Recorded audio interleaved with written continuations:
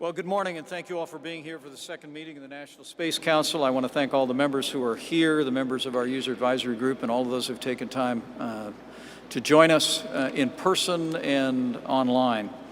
We'll go ahead and get started. Today we have two panel discussions on the challenges and opportunities facing our national security and commercial space activities that I just spoke about in my opening remarks. We're pleased to be joined by an outstanding lineup of expert witnesses who will share their insights and expertise with the Council in the moments ahead. But first off, I'd like to ask some of the Council members to provide updates on the progress that we've made since our first meeting to implement President Trump's vision for American leadership in space. I'm going to begin with our National Security Advisor, General H.R. McMaster. General, I want to commend you first and foremost and the National Security Agency for your efforts in support of the National Space Council. I specifically want to thank General Bill Lickery of the National Security Council for his extraordinary work on the Space Strategic Framework. Could you please give the Council an overview of that work? Thank you, Mr. Vice President, and thank you for the opportunity to provide an update on the important progress we have made in developing the new strategy for space. And I want to thank, first of all, fellow council members here for their tremendous collaboration and teamwork. As you noted, Mr. Vice President, at the last Space Council meeting in October, you approved the strategic framework for the new strategy, and I thought it might be useful for our audience to briefly summarize that framework and what we've done with that framework since then. As a reminder, the framework contained three key elements. First, it defined our vital interests in space to ensure unfettered access to and freedom to operate in the space domain to advance the security, economic prosperity, and scientific knowledge of the nation. Second, it set a desired end state for the new strategy to ensure U.S. leadership, preeminence, and freedom of action in space for decades to come. And finally, it outlined four strategic objectives in pursuit of our vital interests. They are, first, to strengthen the safety, stability, and sustainability of space activities. Second, to deter and, when necessary, defeat adversary space and counter-space threats that are hostile to the national interests of the United States and our allies. Third, to partner with the U.S. commercial sector to ensure that American companies remain the leading providers of traditional and innovative space technologies, goods, and services on the international space market. And fourth, to maintain and extend U.S. human presence and robotic explorations beyond Earth to transform knowledge of ourselves, the planet, our solar system, and the universe. So since October, at your direction, Mr. Vice President, we have developed the lines of effort and identified the specific associated tasks to meet the strategic objectives, achieve our desired end state, and advance our vital interests in space. The four interrelated lines of efforts are: first, mission assurance. We will accelerate the transformation of our space architecture by deliberately moving systems from science and technology phase to research and development phase to actual fielding of capabilities. As a result, our space systems will be more resilient, more defendable, more easily reconstituted, and better service to orbit. Our second line of effort is on deterrence and warfighting. Due to competitor and adversary actions, the space domain is increasingly contested. Space has now joined land, sea, and air as a warfighting domain. While we prefer the conflict not extend to space, the United States will be prepared if it does. Our third line of effort is on organizational support. We will pursue improved foundational capabilities, structures, and processes to enable more effective space operations. And our fourth and final line of effort focuses on conducive environments, both at home and abroad. As you mentioned in your opening remarks, Mr. Vice President, we have work to do. Domestically, this includes streamlining the regulatory environment to better use and support U.S. industry. Internationally, this includes pursuing bilateral and multilateral engagements to enable human exploration, promote burden sharing, and foster cooperation against threatening adversary space actions. Mr. Vice President, like our audience today and like the panels that you'll see here today, these efforts cut across national security, commercial, and civil space sectors. And the strategy will not only advance the benefits of space for ourselves, but also ensure that peoples of all nations can benefit from the tremendous potential that space offers. I should note that the President's recent budget submission, since Mick Mulvaney's not here, it increases the funding for DoD space programs by over $1 billion in fiscal year 2019 alone, and by $8 billion over the next 5 years. NASA's budget for 2019 is being increased by $300 million, while also being restructured to focus more on exploration. With your endorsement, Mr. Vice President, and the President's approval, we are prepared to begin implementing this national strategy for space and periodically assess progress and recommend adjustments to you and to the Council and the President. Thank you, Mr. Vice President. Great. Thank you, General, and thank you for the great collaboration between the National Space Council and the National Security Council.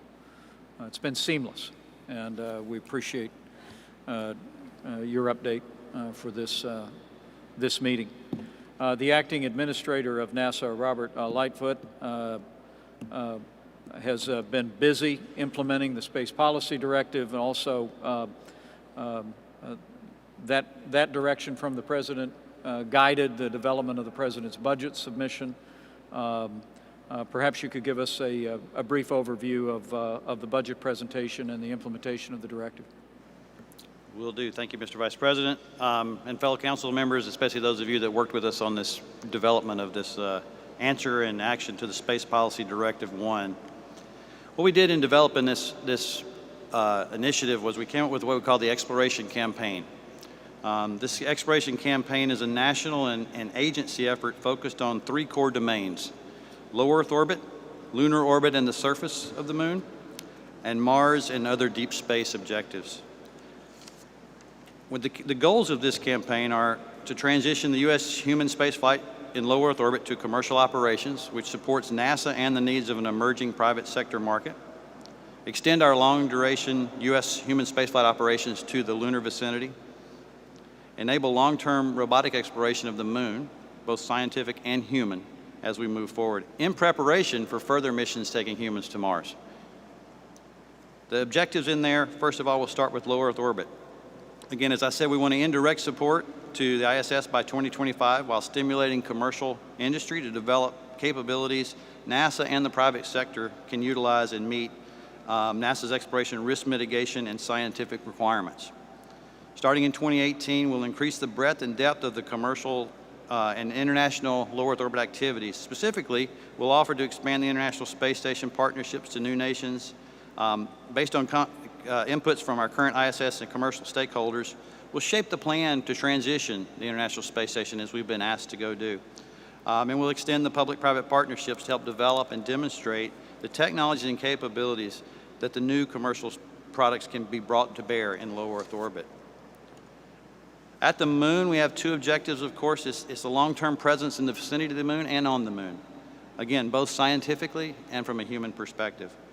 In the lunar orbit, we'll conduct the first uncrewed mission of the SLS Orion, first flight in 2020 to the moon, and the crewed flight in 2023. We intend to establish a human-tended lunar orbiting platform for crews to visit from Earth, to transit to and from the lunar surface, and to depart to, ultimately, return to Mars. We'll develop the lunar orbiting platform gateway that, at a minimum, it puts a power propulsion element out there and begins to put the habitat that we're going to need to stay in when we go there. At the surface, we'll orchestrate a lunar robotics campaign with a focus on the growing a commercial base of partnerships and activity that can support U.S. science, technology, and exploration objectives. And we'll include international participation where appropriate. We'll support a small commercial lander initiative with initial strategic presence on the moon no later than 2020. Develop a mid to large scale lander initiative working toward human rating a lander in the future. This initiative will focus on enabling, again, commercial and international partnerships. We'll also support an early science and technology initiative that includes CubeSats, lunar CubeSats, a virtual lunar institute, and other activities. This will further enable and nurture the entrepreneurial and commercial market forces that will define the long-term human exploration and advancement of the lunar service. For Mars and other deep space objectives that we have, we really want to maintain and grow the U.S. leadership at Mars. We have a rover going in 2020 as a first step to demonstrate sample return strategy. It also is going to take an experiment that's going to tell us whether we can produce oxygen from the atmosphere at Mars. A very exciting mission for us then.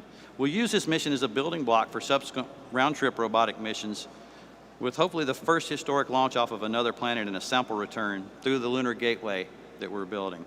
Again, broadening the exploration architecture as we move forward. We'll prioritize these investments to guide us and really align, as General McMaster said, really align toward exploration. There's a tremendous focus there for us as we move forward. So that's kind of the nuance in the response to SPD-1.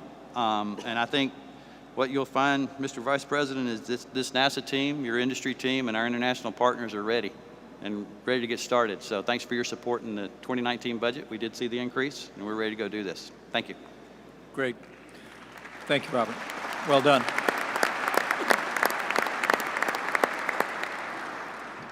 We want to thank the National Security Council and NASA for doing such a great job responding to the 45-day reporting period.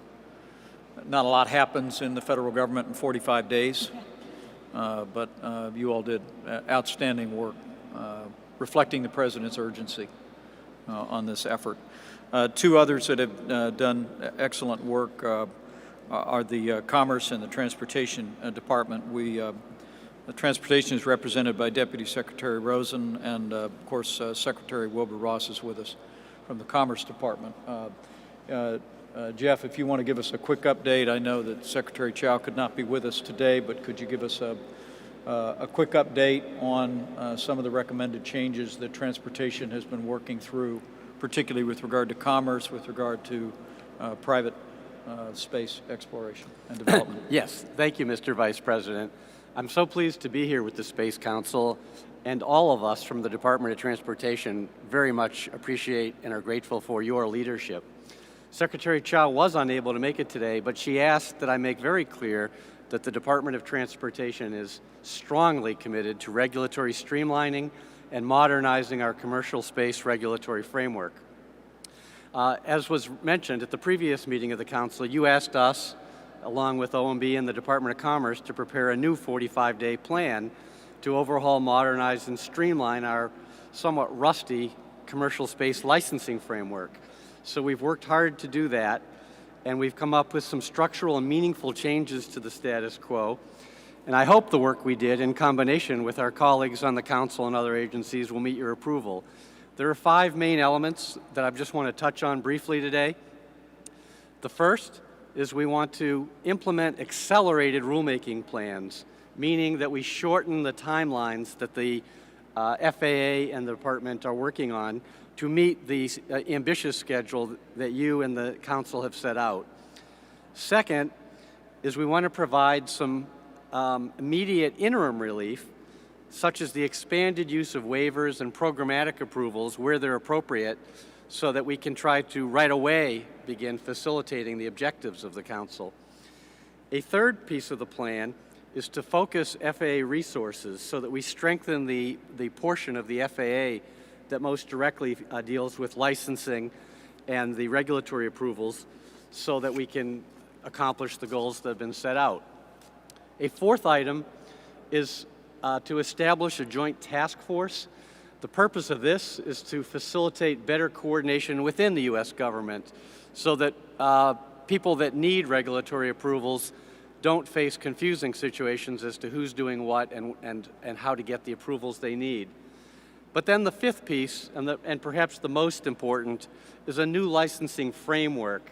As was set out in Recommendation 1 for today's meeting, our ultimate aim is a 21st century file and fly kind of licensing framework, and the plan includes specific new regulatory deadlines and approaches in the aim of getting us to a file and fly type regulatory approach as quickly as possible.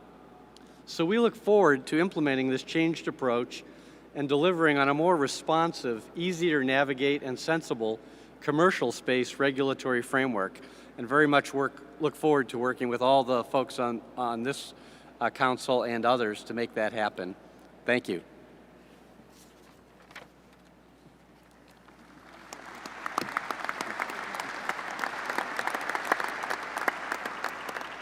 Thank you, Jeffrey. With that, let me recognize the Secretary of Commerce, Wilbur Ross, who I know has been working very closely with Secretary Chow to achieve exactly the streamlining, the objectives, and the reorganization that we've discussed. Mr. Secretary, thank you. Thank you, Mr. Vice President. Mr. Vice President, members of the National Space Council, Users Advisory Group, and distinguished guests. Recently, here at Cape Canaveral, SpaceX's Falcon Heavy rocket was launched. 2 first-stage boosters disengaged on schedule and in unison landed back here. This was their second use. You saw one of them as you came in. It will be ready for its 3rd launch, an amazing technological and commercial feat. Thanks to impressive events such as this, the United States is the leader in space once again. Somewhere out there in space, there's a bright red roadster going thousands of miles per hour, the fastest car in history. We had better keep up with it. Space is already a $330 billion industry supporting 211,000 American jobs. But our share of the 1,700 new companies created worldwide last year was only 45%, far lower than our share of launches.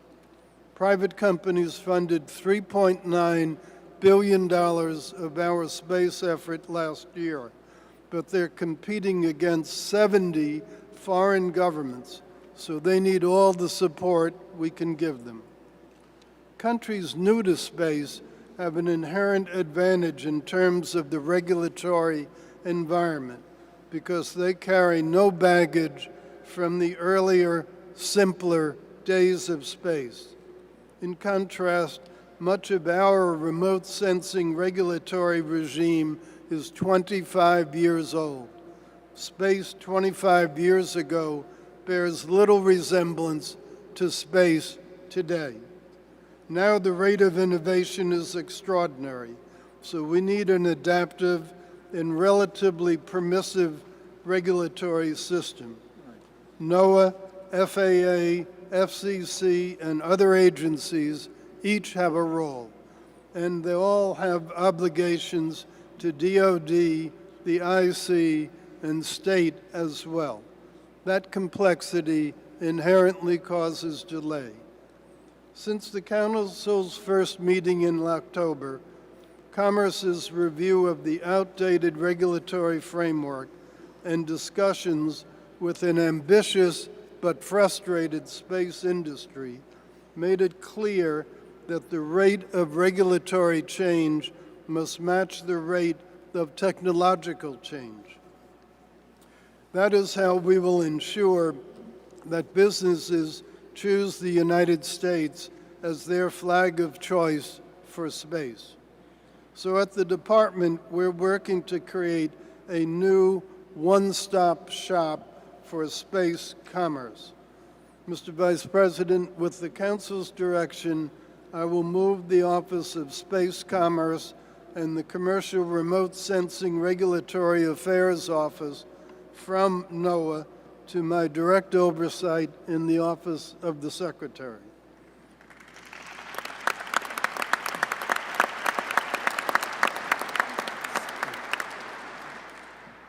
This elevated and amplified Office of Space Commerce will coordinate all space-related functions at the department, remote sensing, spectrum policy, export controls, business and trade promotion, to name a few. In addition to the proposed relocation of the Office of Space Commerce, we will also soon name a director of that office. Also, we are providing to the Bureau of Industry and Security and the NTIA additional funding for their space-focused activities. And our foreign commercial service teams, located in 105 cities around the world, will recruit foreign space businesses to our country. Space will be featured during our Select USA conference in June, which last year attracted 3,000 foreign participants. The Department further proposes to the Space Council that all space commerce responsibilities other than launch and re-entry licensing be consolidated into the Department of Commerce. We further recommend that the President direct the Office of Space Commerce to develop, in concert with the Council and industry players, regulations and legislation for an effective mission authorization framework for all commercial activities in space. We pledge to make those proposals no later than July 1. Activities such as asteroid mining, space tourism, and space habitation are quickly becoming much more than science fiction, and we need a future-oriented space commerce agenda and a supportive regulatory regime. With input and guidance from the Space Council, the Department of Commerce can be the one-stop shop the industry so sorely needs. In addition, the Department recommends that the Departments of Commerce, State, and Defense continue their efforts to simplify existing commercial remote sensing licensing regimes. That process must be made more efficient and predictable. Satellite companies now face a permitting timeline that can take 5 years, is undefined, indefinite, and provides no certainty or predictability to industry. This is unacceptable and must change. Otherwise, companies and customers will go overseas. There are at least 2 other areas where commerce can play an important role for American leadership in space. These are in spectrum policy and export licensing. Spectrum is a scarce resource that facilitates communications, control, and transmission of valuable data back to Earth. The National Space Council should recommend that the department be directed to develop and advocate for spectrum policies to support commercial space activities while respecting the needs of DoD and others. Finally, Commerce recommends that the Space Council and the Executive Secretary review export licensing regulations affecting commercial space activity. Today, a space vehicle that returns to Earth in international waters or non-U.S. territory is treated as an export of sensitive and dangerous technology. This approach is a primary complaint of space companies. And if the President approves our recommendations, we will continue working with our colleagues at State and DoD to enable more commercial activity while protecting national security. That little red Tesla in outer space does need rules of the road, but there shouldn't be too many one-way streets, dead ends, or U-turns.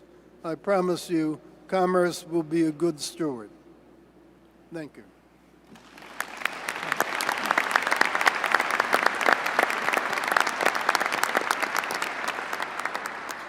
Well, thank you, Wilbur. Thank you for your great work and the department's great work in this area. We'll speak to your recommendations momentarily, but I think everyone looking on can tell the great collaboration between the Department of Commerce and the Department of Transportation, and appreciate so very much the work done. We'll turn our attention now to Administrator Rao.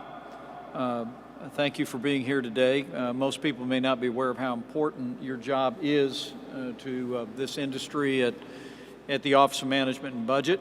You lead the Office of Information and Regulatory Affairs. It's critical to the work of this council. I want to thank Director Mulvaney, who has been working tirelessly to move the President's agenda on streamlining regulatory regimes. Could you give us a quick overview of what you've been working toward at the office to support this effort? Sure. Thank you very much. Thank you very much, Mr. Vice President. It's a pleasure to be here with members of the Cabinet, the Space Council, and other distinguished guests for this very exciting and ambitious event. So as you mentioned, I'm the administrator at OIRA, which is the office that reviews all of the significant regulatory actions across the government. And in a nutshell, what we really do is we try to ensure that regulations serve the American people. And since the Reagan administration, we help agencies meet presidential priorities, such as what we're talking about today, the commitment to winning the next frontier of space. So, Mr. Vice President, as you've already said so well, there are tremendous opportunities here to use space for security and commercial purposes. But the success of these ambitious ventures will depend in part on a regulatory system that does not stand in the way of progress, but instead enables innovation, provides clarity, and ensures safety. And these goals with respect to space development are consistent with President Trump's overall direction to reduce cumulative regulatory burdens across the government. As an administration, we want to advance a regulatory and that leaves individuals and businesses as free as possible to innovate and to create the technology of the future. These general principles apply across the board, but really have particular importance in areas of emerging technology, such as space exploration. And here we start with the basic idea that government shouldn't be picking winners and losers through regulation. We don't want to regulate in a way that freezes technological development or stifles innovation through government prescriptions. And as Secretary Ross and Deputy Secretary Rosen have already mentioned, important reform begins first by identifying some of the problems with existing regulatory frameworks. We need to find those regulations that are duplicative, outdated, or just simply ineffective, and then work hard to eliminate or streamline those burdens. And in areas where multiple agencies impose overlapping burdens, such as in licensing or paperwork reporting, we are reconsidering how those requirements can be combined or replaced. And in part because of our centralized role at OIRA, we can address issues that span multiple agencies to eliminate and streamline unnecessary requirements. And that simply will allow more resources to be devoted to research and production rather than regulatory red tape. And we're confident that we can do this for space development because we have done this in other regulatory areas. The President has demonstrated tremendous leadership in this area and directed significant and meaningful regulatory reform since the outset of the administration. His early executive order called for eliminating 2 regulations for each new one, and as of the last fiscal year, we were actually at 22 deregulatory actions for each new one.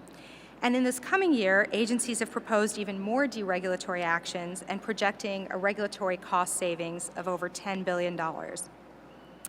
So in the past, regulatory burdens have steadily increased over time, but this administration has really turned the tide with its regulatory reform initiatives. And so in areas of burgeoning technology, such as space development, this means individuals and companies can proceed with confidence that we're not going to spring new regulatory requirements on them that will stifle growth. We want to contribute to a regulatory environment that can enhance development of space. And with the right frameworks, we're confident that private companies can unleash creativity and ingenuity.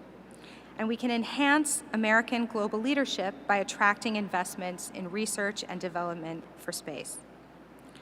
Of course, with further advances into space, we face important questions about security, safety, sovereignty. But with the work of the Space Council, OIRA remains committed to working across the government to design regulations that meet these needs while furthering our journey to the next frontiers of space. Thank you, Mr. Vice President. Thank you, Naomi. Well done. Okay, we're approaching the end of the first half of our presentation. Before we move to panels, I would recommend members in your packets today. You have several recommendations to the President for approval.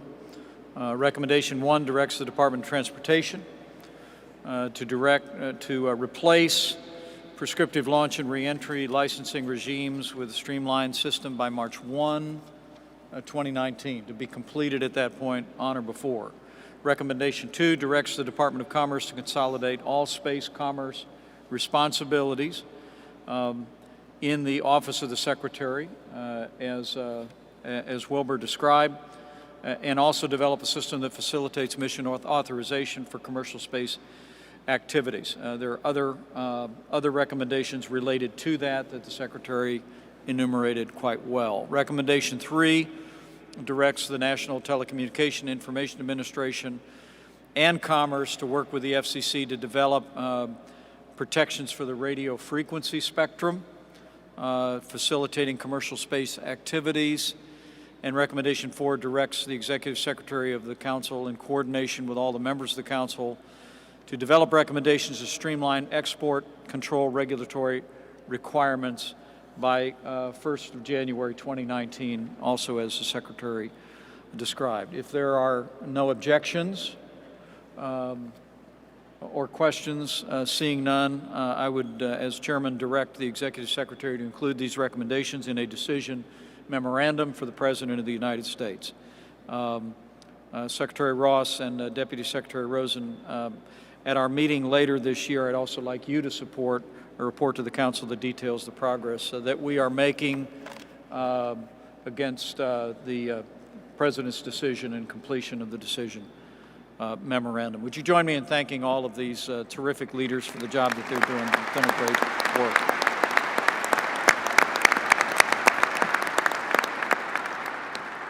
Well, before we call our panel up, we're going to move to our first panel entitled Securing the Next Frontier, with a focus on national security. And I'm particularly pleased to have a number of distinguished Americans who will be presenting, and I'll introduce them momentarily, but they're invited to take their seats. Before we hear from our panelists, I'd like to ask Susan Gordon, who I have and the President have come to know and greatly respect.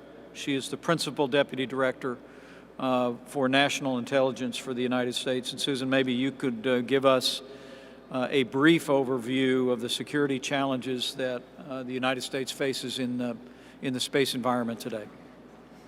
Well, thank you, Mr. Vice President. I'm delighted to be here today representing the women and men of the intelligence community. You know, we are drivers and practitioners and users of U.S. space. In fact, our history and space history are inextricably bound, and we see the same excitement that you articulated in your remarks about this moment. And they're resplendent with opportunity, even as Vice President.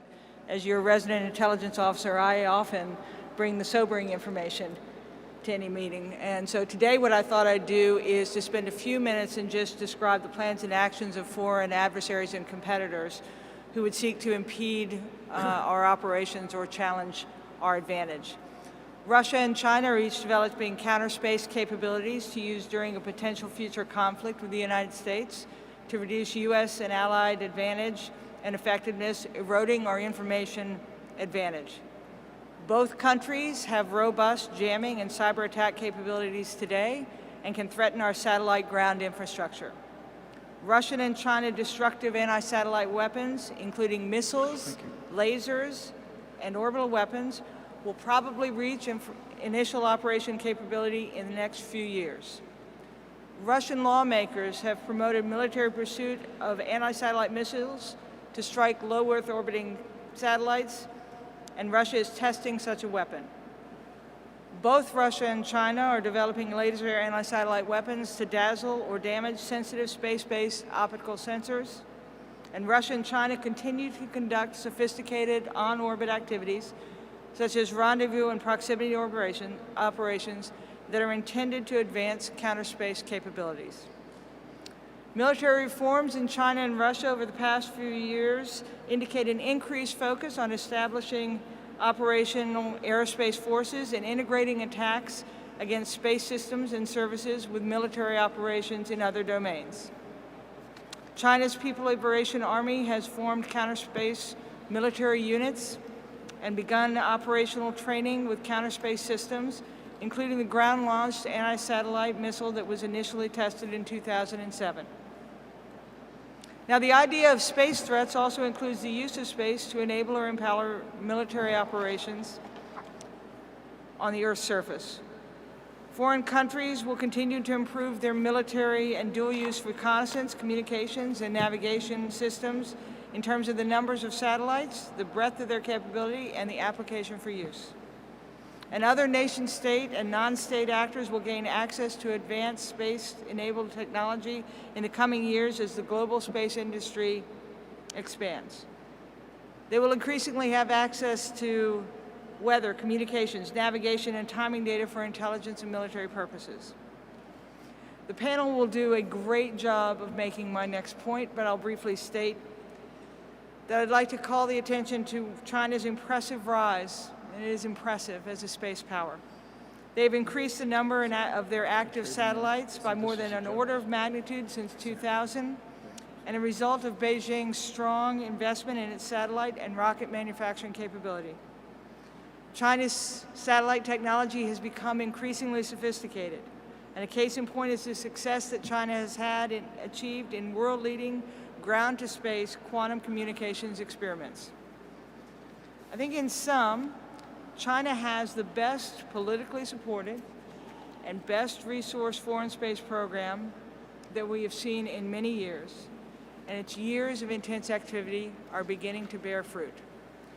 I think the panel is perfectly placed to help us put all this in context. Thank you, Mr. Vice President. Great. Thank you, Susan. Very insightful. Sue is a great American, and thank you for that candid and bracing overview. With that, we'll turn to our panelists. Let me introduce all of them and then invite you to welcome them. Mr. Dean Cheng is with the Heritage Foundation. Mr. Jeffrey Manber is the President and CEO of Nanorex Corporation. Our third panelist is Dr.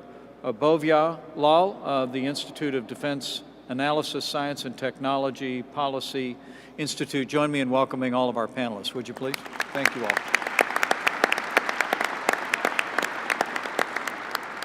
I'd like to invite, starting with Dean Cheng, I'd like to invite you to bring a few brief remarks, but of course all of your prepared remarks will be submitted for the public record, and then we'll look forward to briefly giving our council members an opportunity to ask questions. But thank you all for being here. Good morning, Mr. Vice President, members of the Space Council, National Space Council. My name is Dean Cheng. The views I express in this testimony are my own and should not be construed as reflecting the official position of the Heritage Foundation. During the Cold War, there were only two major space powers, the United States and the Soviet Union, and they had roughly symmetric interests and approaches to space. Like so much of international security, the post-Cold War world is much more complex.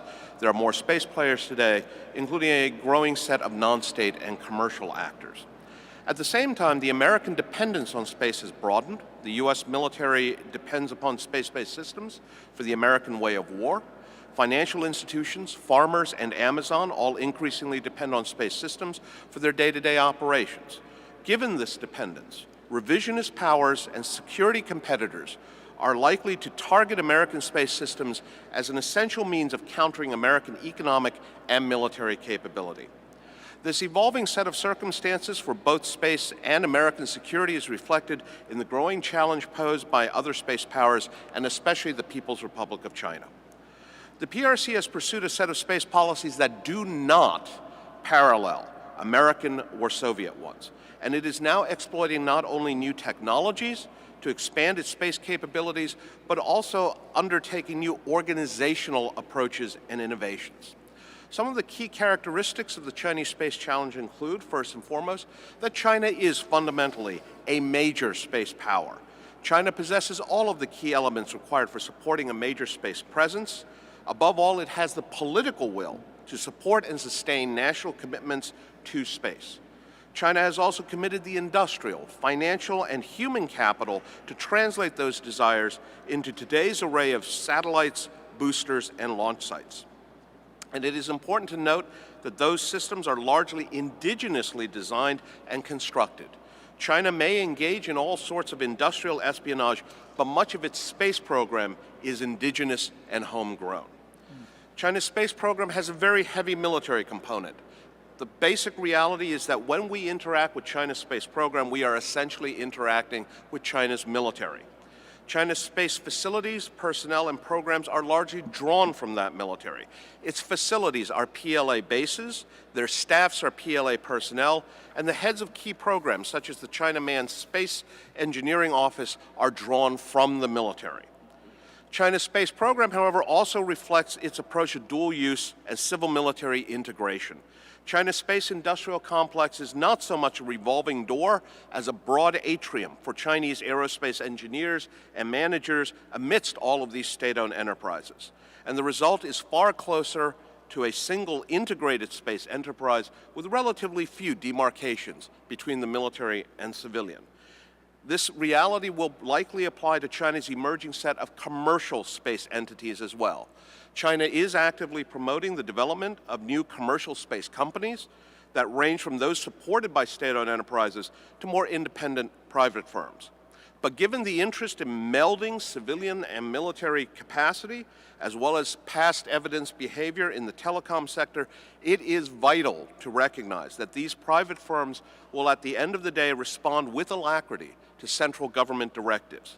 The Chinese model will not be Teslas in space, but Huawei in space. In conclusion, as the United States advances space as a priority domain, it needs to recognize that other states will not only seek to do the same for themselves, but some are also very likely to strive to deny space to the United States in time of crisis and certainly in time of war. These efforts will likely encompass not only direct military action, but efforts at establishing a highly competitive space industrial base, supporting space-oriented technologies, production and organizational innovation, and undertaking an array of efforts to access American technologies while denying the United States the same. Thank you very much for the opportunity to testify before you this morning. Thank you, Mr. Chang. Jeffrey Manber with Nanorex Corporation. Thank you for being here. You're recognized. Thank you, Mr. Vice President. For 30 years, good morning, everyone. For 30 years, I've worked to make space just another place to do business. My inspiration, in large part, derives from having worked under Ronald Reagan's Commerce Secretary, Malcolm Baldrige, in the original Office of Space Commerce. So it's good to be here this morning. I started my company, Nanorex, 8 years ago. We were the first company to own and market our own research services on board the space station. We were the first company to commercially deploy small satellites from the space station.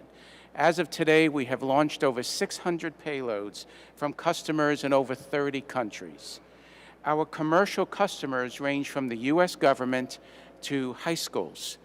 The U.S. government is a commercial customer, so too the high schools, some of whom do bake sales to support the payloads that go to station. And I'm proud to say, Mr. Vice President, that we've launched 4 high school experiments from Crown Point in Highland, Indiana. So please allow me several observations this morning. First, kudos to the administration and the council for beginning the debate today on the transition from the ISS from a government-owned facility to an era of private space stations. The debate may have been skewed a bit in the headlines, but I believe you are raising the correct questions. How can NASA most effectively leverage the taxpayer investment in ISS?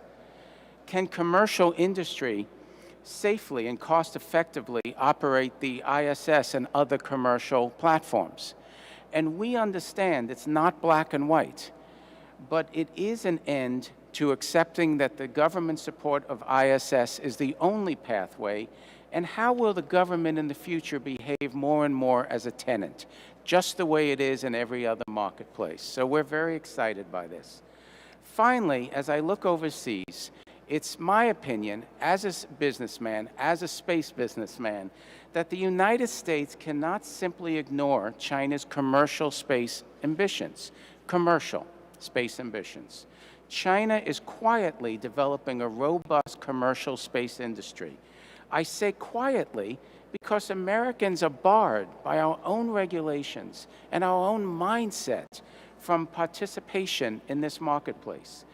As we just heard, large Chinese companies are creating commercial launch efforts, while young Chinese entrepreneurs are raising funds from Silicon Valley on commercial space projects. On a governmental level, our allies have noticed. The European Space Agency has astronauts training to visit the planned Chinese space station, but the U.S. has barred itself from participation. Nanoracks and other companies are prohibited to sell into this marketplace. Avoiding this emerging marketplace, albeit due to justified concerns over technology transfer and other legitimate issues, is not the American global leadership that we all strive to achieve. Now, while my time today is brief, I urge us to negotiate a stern but fair agreement with China and allow U.S. businesses to do what we do best, and that is to innovate and compete better than anyone else. Mr. Vice President and members of the Council, I am thrilled that the administration is focusing on commercial space as part of America's leadership in space exploration. Through the American-style commercial pathway, I am certain we will continue to inspire the next generation of explorers so that one day those students from Crown Point, Indiana, will be standing in front of a future Space Council discussing how the United States commercial lunar base is just another place to do business. So thank you.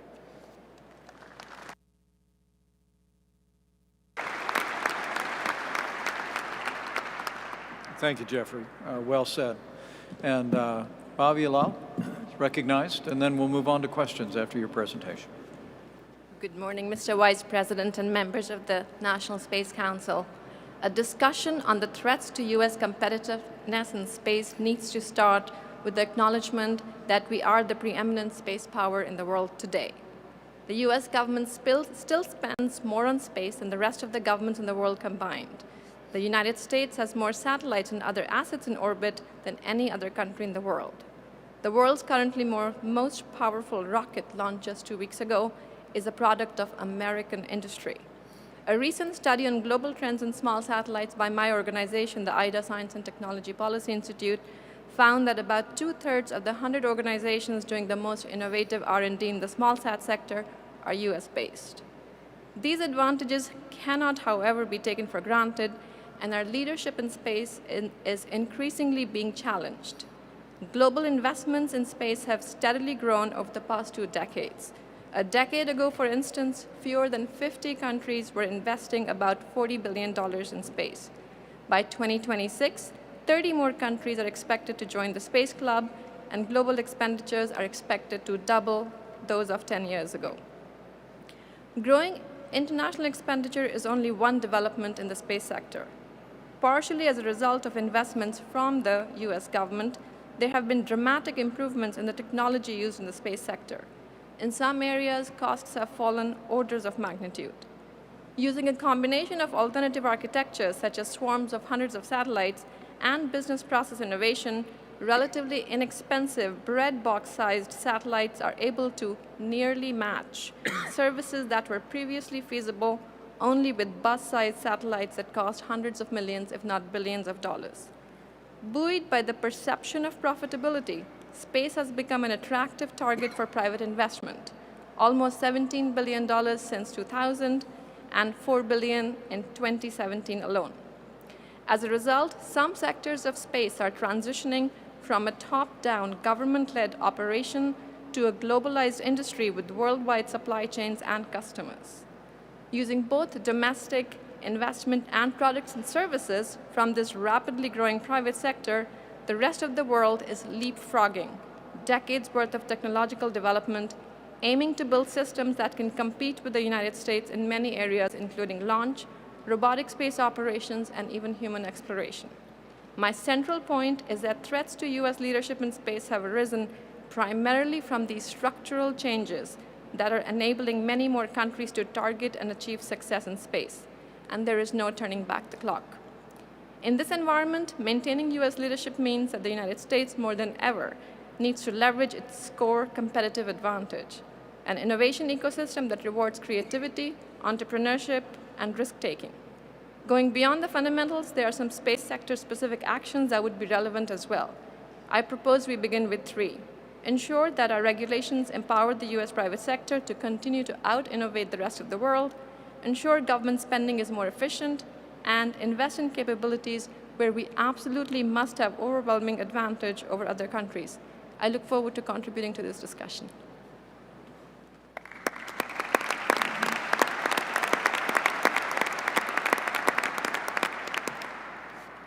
Well, I want to thank all the panelists. I'm going to go to several of our security members of the council who are with us today, but let me maybe direct my first question to Dr. Lal. You have spoken about the challenges that we face. You refer to structural challenges. There's no going back. The United States has to continue to lean in to remain, use your words, a preeminent leader in space. You have written and spoken about space traffic management. Is there a policy decision you would have this council consider related to that? And could you expand on that briefly? Sure. So space traffic management is a very critical component of our private sector leadership in space, primarily because it gives us the clarity, it gives the companies the clarity they need to do unfettered work in space. It allows us to work collaboratively with other countries, especially if we have a fabric of the management system that joins with each other, and there is agreement across the world as to how we want to go forward to make sure that space is safe and sustainable to operate in. I've got people who know a lot more about this than me at this table, but it sounds to me like you're calling on the United States to play a wider role in ensuring that we have the same kind of deconfliction agreements that we have in areas of conflict, that we have in terms of issues of navigation on the 7 seas, and that you're suggesting the United States lean into that effort and provide that guidance and drive those agreements? I absolutely think the United States needs to take a leadership position here. Yeah. Very, very insightful. Appreciate that very much. The Deputy Secretary of Defense is with us today. Pat Shanahan, Mr. Secretary, would you like to maybe just a quick question there for Dean. Thank you for your remarks this morning. My question is around the civil-military partnerships that you've observed in China, and maybe it's not just civil-military, but industrial military. Have you seen a different dynamic in the partnerships that we should observe or take notice of? The Chinese have published extensively on the issues of things like mobilization, where they include things like science and technology mobilization. So there is an explicit organizational structure, regulatory structure, et cetera, for the incorporation of people, equipment, as well as facilities. So when we think about China's space program, we should be thinking of it not simply in terms of the elements that are currently in the military, but the reach back that the Chinese have explicitly talked about in terms of bringing in everything from universities to corporate assets to industrial personnel and equipment. Great, thank you. We're fortunate to have with us today, I know he was formally introduced, but the Chairman of the Joint Chiefs of Staff, General Joseph Dunford. You could welcome him one more time if you'd like. He is an extraordinary American leader. General?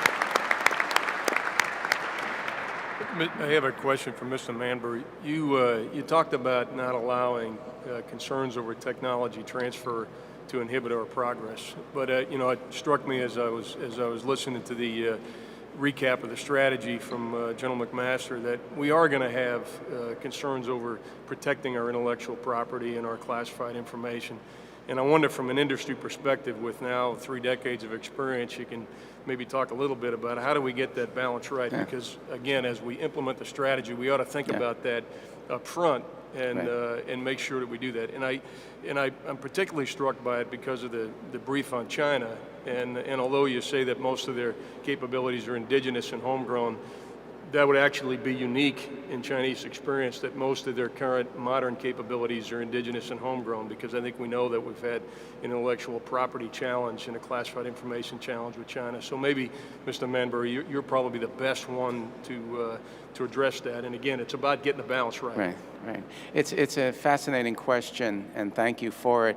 It's very difficult in our industry to strike the right balance between competitiveness and assuring that America safeguards its technology. But I suppose that we have already worked with NASA very carefully and others to ensure that there's no technology transfer. We work very closely to assure that they learn, the Chinese and other of the nations we work with. I said we work with some 30 nations. They've included Vietnam, Peru, and others, that there is no technology transfer, that the guidelines and practices of the International Space Station remain confidential. At the same time, we see that just a few weeks ago, there's Canadian satellites launching with the Chinese. There's Danish companies that are developing satellites that are flying with the Chinese. My point is that if we go in with American leadership and we go in and we can say to the Chinese, here is the issues that we regard as important in IP, copyright protection, technology transfer, there is when we have the greatest strength, starting with a new marketplace to ensure that we get what we need. And as the President has said, we want to revamp and reconsider our relations with China. And so I can see no better opportunity than to do it here, where we're not involved today, but we're clearly leaders of the free world. Yeah, thank you. Great, thank you. Secretary of Homeland Security Kirstjen Nielsen is recognized. Thank you, Kirstjen. Thank you, Mr. Vice President. Good morning. Thank you to the panelists. My question is just for all of you. As the Secretary of the Department of Homeland Security, we care deeply about space-based services, everything from the weather and the satellites that we get from NOAA and the Commerce Department, through to our ability to warn our citizens, through to cybersecurity, and then very specific space-based services such as GPS-enabled position navigation and timing. So of concern to me is making sure that as we work with the private sector and as the U.S. government moves forward, that we continue to build in security and resilience into all of our tools. What more can the U.S. government do from your perspective to incentivize, as we go forward, that security and resilience in all of our space-based services upon which we're so heavily reliant? So I would say it would be helpful for the government to work more with the private sector, especially the part of the private sector that typically hasn't been in the government fold. And one way to do that would be to make sure that the government uses more commercial approaches, things that, not necessarily cost-plus type contracts, but ones that are more solutions or outcome-driven, where there's milestones and payments based on milestones. Another alternative would be, or another activity to add would be to be able to accept 80% solutions, because that would just really improve the aperture with the kind of companies you can work with. We don't always need to have a Ferrari. We can sometimes use a Ford Focus. I'll just quickly add that from our experience at NanoRacks, we have a very robust relationship with NASA on all levels, and having this sort of partnership is critical. We always are in lockstep with NASA on what we're doing, especially as we go overseas. And you have to, there's emerging throughout the U.S. government great folks who care more than just getting up and doing their job. And this is at DOD, this is at NASA, and they really work with us to make sure that we don't overstep what might be proper. We're always itching to do more, of course. It's the commercial sector. But you have to have the relationships with the government officials and the government folks. And so we really appreciate our relationship with NASA. And so passing this along, I would say it's not something maybe you can codify. You just have to have an organic relationship to be smarter, to be alert, and don't consider the government always as the enemy, but work with them on these sort of critical issues. Ma'am, I would say that one of the things to keep in mind is that space is part of a larger information ecosystem. The Chinese view space very holistically. When they talk about space and space dominance, they are talking not only about satellites, but ground stations and the data links that tie them all together, as well as the information that passes over it. When we think about resilience, then, we need to be thinking beyond just space. We need to be thinking about redundancies, whether it's things like ELORAN or other alternatives that may not be orbital. And when we think about protecting our space capabilities, it means, again, thinking holistically, because it's really about the information that passes over and through those space systems. Join me in thanking these outstanding panelists for their insights and participation in the program today. Thank you all. Great job. Great job.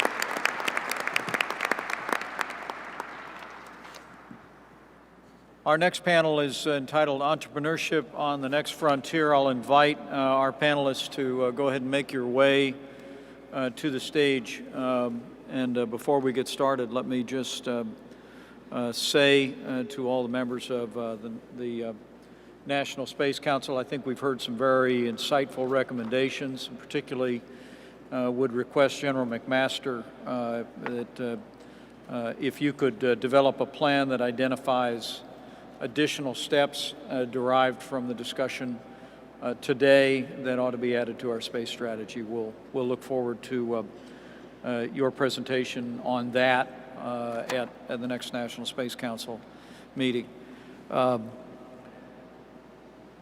They've written me some very thoughtful opening remarks about entrepreneurship and the next frontier. But in the interest of time, let me be brief and say President Trump is for it. All right? I was on the phone with the president yesterday, and this businessman turned president of the United States has great pride and great enthusiasm in not only the partnership, the historic partnership between private sector organizations and NASA, but also great pride in the development of new platforms and innovation that we saw just 2 weeks ago here with the Falcon Heavy, and that we see in all the names of all the different rockets that we talked about in my presentation today.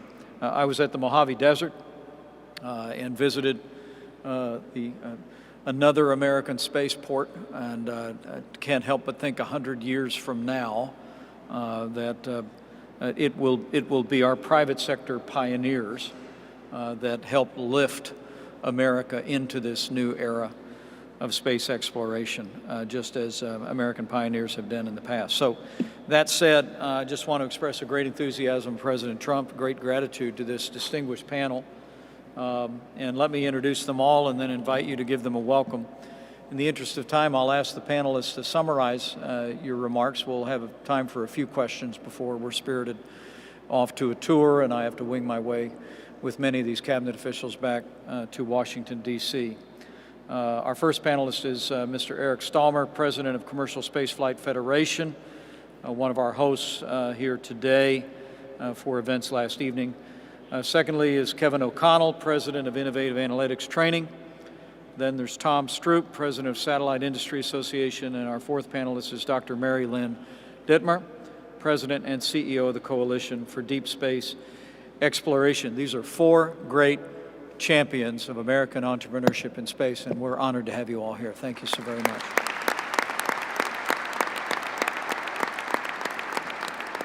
Mr. Stallmer, if you could get us started and briefly summarize your remarks, we'll move through the panel quickly. Thank you.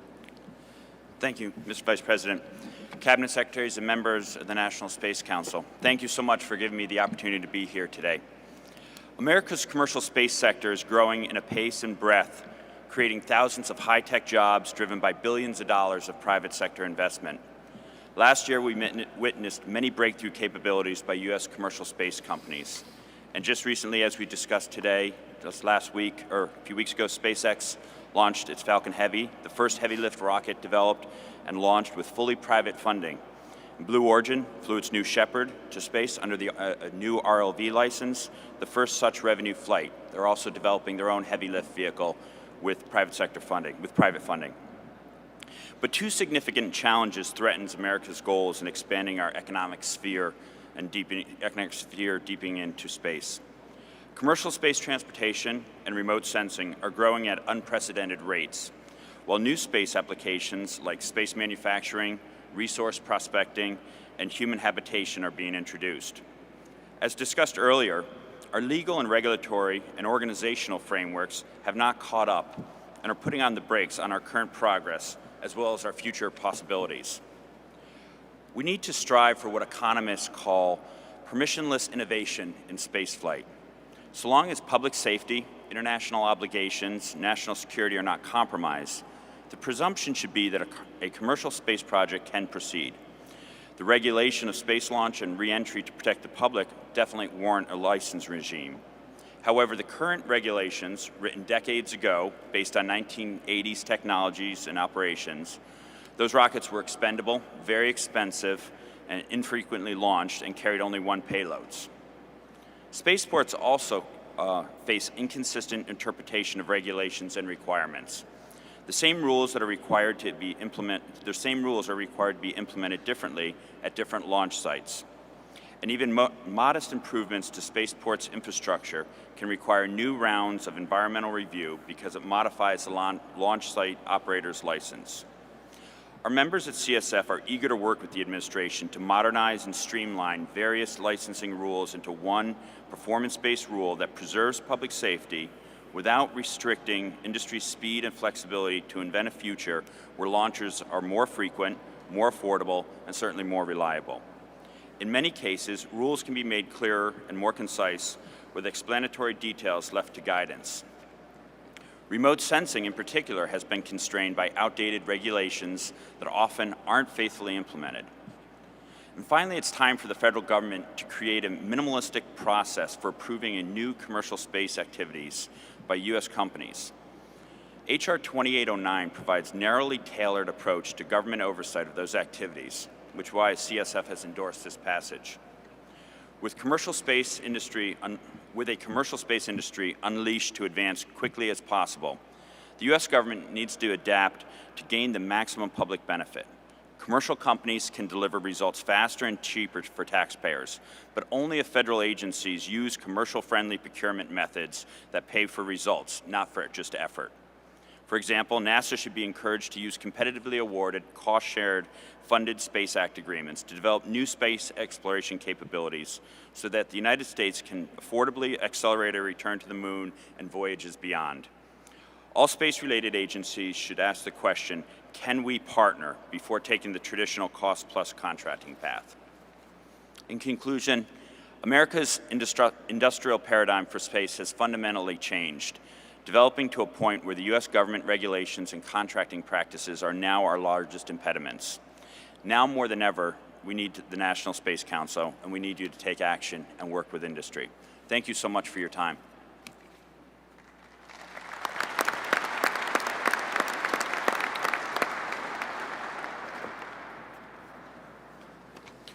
Thank you very much, Mr. Stallmer. Mr. O'Connell, you're recognized. Mr. Vice President, distinguished cabinet members, invited guests. Good morning. My name is Kevin O'Connell. I'm the founder and CEO of Innovative Analytics and Training, a small private consulting firm in Washington, D.C. Today I'm going to bring forward to you my 25 years of writing and analyzing about commercial remote sensing for both government and commercial clients. I'd like to talk to you this morning about entrepreneurship on the next frontier, but if you'll allow me I'd like to spend a couple of minutes showcasing the commercial remote sensing example, first from a perspective of its promise, but secondly from the continuing challenges that we have. And some of them have been mentioned already, and I'll go quickly over those. If you could imagine a traditional intelligence analyst or a scientist poring over a small number of satellite images, you have a somewhat outdated view of the world. American firms are at the cutting edge of the global commercial remote sensing market. They collect images with high resolution, with increasing frequency, and create unprecedented volumes of information. Other innovators are harnessing machine learning and other advanced analytic techniques to gain insights into that imagery. And yet other potential entrants to the market want to collect even more exquisite satellite data with other capabilities like radio frequency data and social media. These American firms have access to world-class satellite technology, and they're leveraging breakthroughs in cloud computing, communications, artificial intelligence, and visualization. Some analysts believe that remote sensing-based insights will become as important to commercial decision-making as accounting and mobile computing is today. In other words, we cannot talk about space without talking about the effects that they are already having on the ground today. Other capabilities like 3D image processing and augmented reality create breathtaking visualizations based on real-time data that create new levels of interaction and exploration. As we move deeper into the insights economy, commercial remote sensing will play an extraordinary role in providing detailed information about a wide range of topics on the ground. We all know the old phrase, "a picture is worth 1,000 words." Consider then what 1,000,000 pictures, richly detailed, efficiently organized, time-sequenced, and thoroughly analyzed might mean for what we understand about today and even tomorrow. For the U.S. commercial remote sensing industry, that's just one big step on the way to the next frontier. Next year marks, as has been said, the 25th anniversary of the modern regulatory system for commercial remote sensing. While there has been great progress, the process still hinders the speed of U.S. innovation. First of all, technological developments are outstripping our ability to think about policy and regulatory developments. Much of the current regulatory regime is outdated, reflecting technology and business processes from the early 2000s. Secondly, remote sensing impacts a very wide range of U.S. government interests, from national security and foreign policy to agriculture and weather. Too many stakeholders delay the licensing process, and as a result, sometimes restrict companies from providing more advanced remote sensing capabilities and the continuous flow of data expected in today's high-speed global markets in areas like agriculture, finance, insurance, and others. Third, because satellite imagery is crucial to our nation's defense and intelligence, it creates a level of caution that can slow or restrict innovations to market. We know that commercialization creates challenges for U.S. national security, but slowing down or delaying commercial innovation is neither consistent with U.S. policy nor likely to be a successful strategy. Commercial innovators face a new kind of innovator's dilemma. Those with the most innovative ideas wait the longest time for approval. As innovators languish in the regulatory process, foreign competitors can jump out and take advantage of the original precedent. By now, many of the remedies are well known and have been discussed here today: the need to shorten and hold accountable U.S. licensing timelines, the need to create the presumption of yes in the licensing process, and even the elevation to the cabinet level of hard decisions. Regulation of space-based capabilities must also take into account the other technologies that are coming forward in the market, such as drones and high-altitude air vehicles. In essence, remote sensing is moving rapidly from a traditional aerospace capability affecting a small number of important decisions to an information capability affecting thousands of decisions every single day. Even as we work to improve the environment for U.S. commercial firms, a new slate of issues, such as intellectual property, geospatial privacy, and foreign trade barriers, will have to be incorporated into our thinking. The 25-year case study of commercial remote sensing provides important lessons for how to think about the nation's broader space commerce pursuits. We need to do a better job, for example, of learning lessons across the board in areas like data rights, licensing, and data protection. We also need to do a better job of anticipating capabilities that are coming forward in the market. This will allow for early consideration of possible U.S. government use and public policy impact. We've done well, for example, in areas like non-Earth imaging and space situational awareness. Finally, we need to encourage strong continuing collaboration between the U.S. government and industry. We need to do a better job of harnessing industry information on issues like global competition, international regulatory activities, and emerging sources of innovation. The U.S. government cannot be the only source of good ideas on how to regulate on complex issues like space debris or space traffic management. To close, U.S. government and industry roles are changing, so we do need to think about new strategies to advance policy and regulatory mechanisms to stay as close to technology as possible. We recognize that U.S. leadership is as much about shaping the global environment, setting standards, encouraging effective international partnerships, as it is about being first in space and in how we ultimately use the data in thousands of applications on the ground every day. As in so many other technology innovation areas, both past and present, ours must be a game of moving forward, not playing defense. Thank you, and I'll look forward to your questions. Great. Thank you, Kevin. Very well done. Tom Stroop, Satellite Industry Association, thank you for being with us. Mr. Vice President and distinguished members of the Council, I'm honored to be here today in this extraordinary venue. I'm Tom Strout, President of the Satellite Industry Association. SIA is a U.S.-based trade association representing the leading satellite operators, manufacturers, launch providers, and ground equipment suppliers who serve commercial, civil, and military markets. I would like to take this opportunity to focus on three areas: innovation, spectrum certainty, and sustainable space operations. Today, the satellite industry supports over 211,000 U.S. jobs, including tens of thousands of well-paying manufacturing positions. The satellite industry's 2017 estimated revenue was $260.5 billion, which does not reflect revenues from the many businesses made possible by our services. Satellites are constantly operating in the background of space, enabling the American economy in ways consumers might not be aware. Beyond strictly financial metrics, however, our very way of life depends on the benefits we receive from satellite-based services and applications. Satellites, communications, Earth observation, and position, navigation, and timing have transformed how we communicate, how we map, navigate, and see our world, how we produce food and energy, conduct banking, predict the weather, ensure national security, and so much more. The ubiquity of satellite coverage provides access to areas across the globe that are otherwise unreachable. Satellites provide telecommunication services to U.S. citizens, from those in rural regions without terrestrial internet access to scientists at the South Pole, and have proven critical in areas of natural disasters, such as the hurricane-stricken areas of Puerto Rico and the Virgin Islands. Satellite imagery is also critical for disaster response, allowing for the surveying of damage, not just by emergency management officials, but by average citizens from across the globe.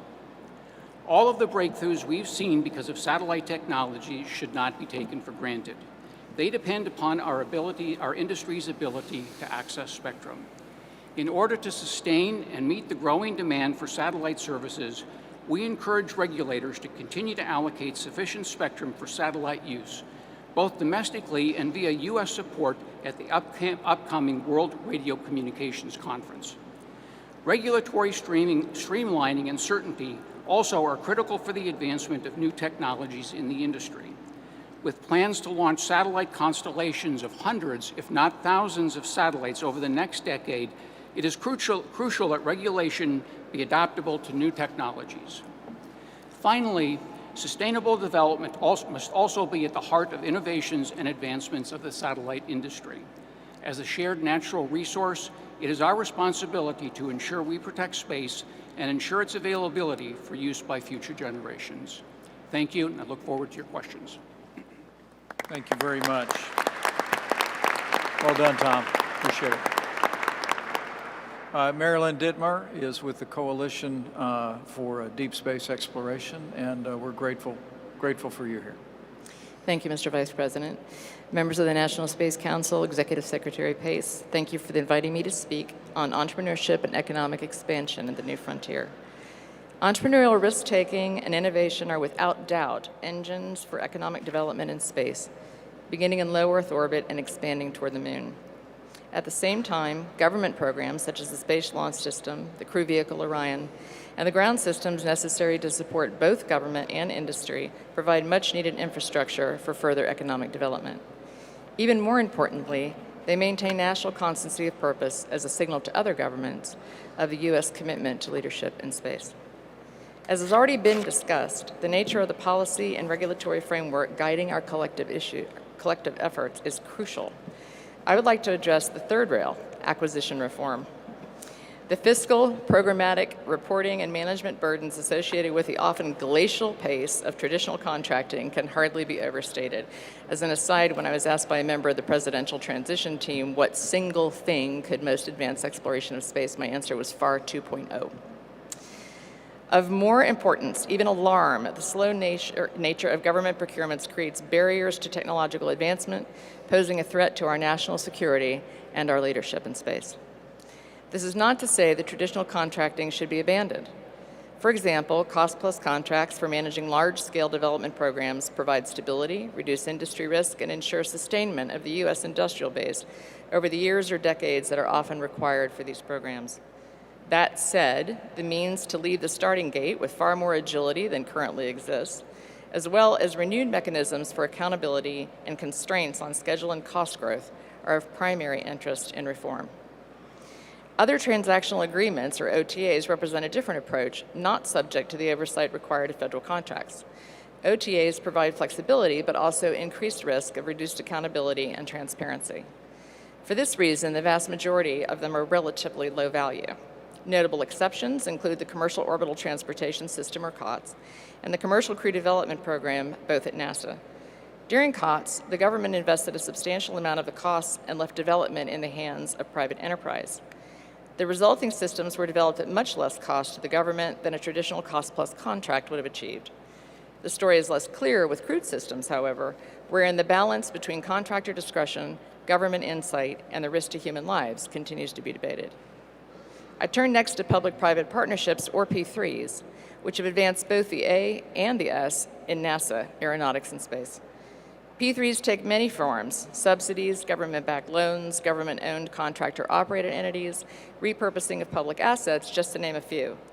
The success of P3s hinges on informed allocation of risk to each side of the partnership, a realistic business case, which is an indispensable requirement, and the means to incentivize business to align private objectives with the public interest.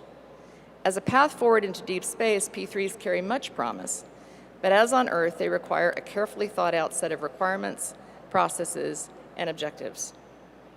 Each of these models attempts to balance risk, discretion, cost, incentives, and mission objectives in different ways. I cannot say this strongly enough. Decisions regarding which approach is best for a given objective cannot be driven by ideology, whether political or philosophical.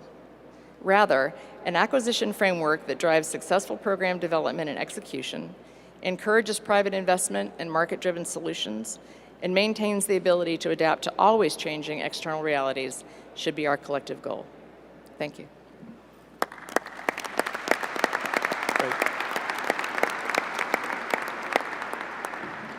Thank you, Mary Lynn. Very well done. Let me maybe ask a question of the panel. I have a feeling I'm gonna get word that we need to be moving to our next appointment. But maybe I could start with you, Dr. Dittmer. That given your extensive experience on the space station, the president has announced our plan to transition to a different model for America's presence in low Earth orbit. One of our previous panelists said, I thought rather insightfully, where we would transition the government to more tenant and customer rather than landlord, so that we could focus on human exploration and pushing the boundaries.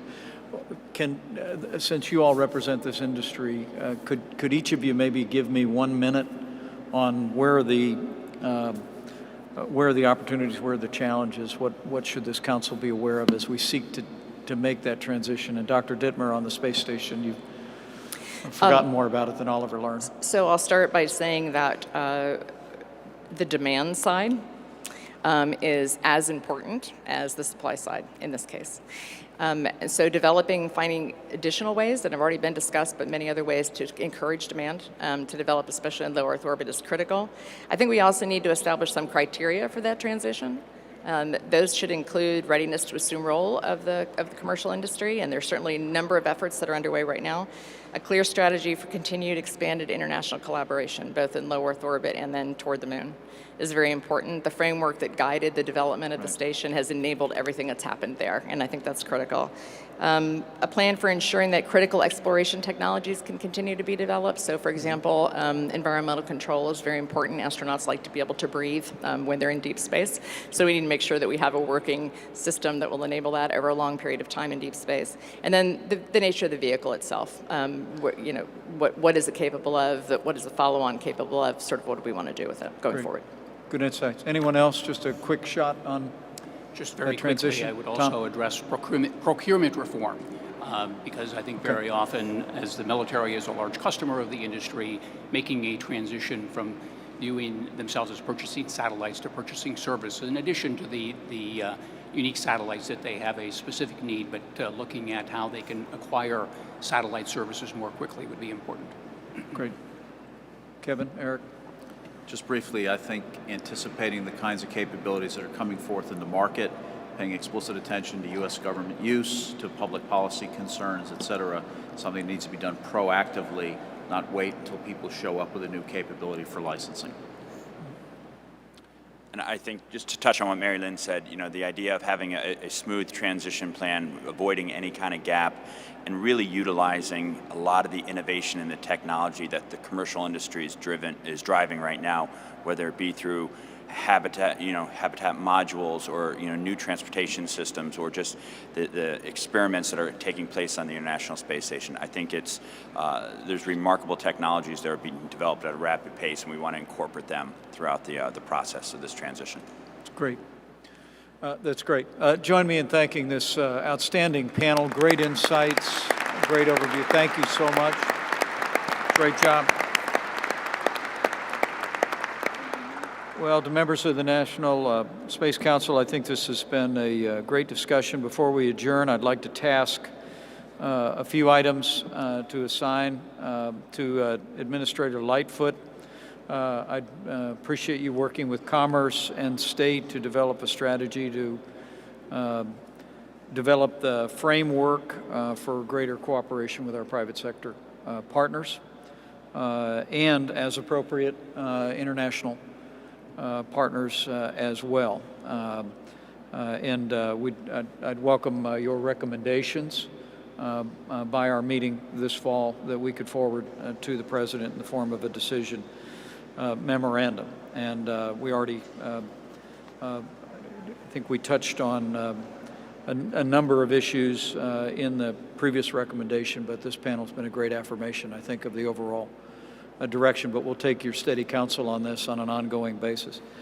With that, let me thank all the members of the National Space Council, especially the members of the Cabinet who are here, distinguished members of the User Advisory Group. I encourage all of you that have an interest in the work of the National Space Council to avail yourself of the extraordinary women and men who have stepped forward to offer advice and counsel to the work of the National Space Council. I want to thank the extraordinary men and women of the Kennedy Space Center for their hospitality, and to each and every one of you, thank you for your great interest in this.